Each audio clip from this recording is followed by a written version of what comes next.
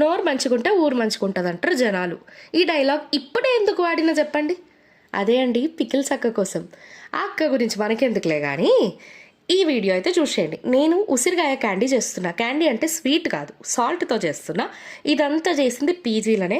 ఉసిరికాయలని ఫ్రెష్గా కడిగేసి ఆవిరి కుడకబెట్టుకోండి.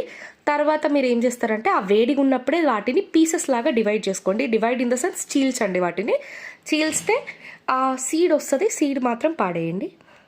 అట్లా డివైడ్ చేసిన సీడ్స్ని మనం ఏం చేయాలంటే సాల్ట్లో అండ్ లెమన్ వేసి నానబెట్టుకోవాలి.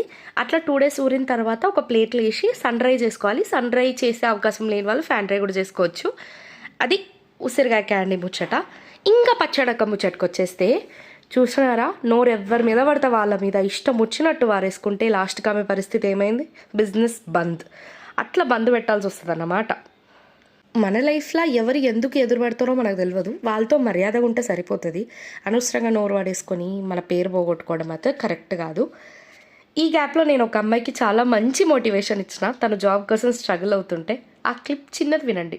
1 bad experience cannot decide everything కదా, అదన్నమాట. అట్లా ఎవరిని పడితే వాళ్ళని నేను మోటివేట్ చేస్తా అని అనుకోకండి. నాకు నచ్చితే మాత్రమే నేను మోటివేట్ చేస్తాను. మీరు కూడా ఎవరైనా డీమోటివేట్ అయితే ఖచ్చితంగా మోటివేట్ చేయండి. And that's all for today. Please subscribe. Bye bye.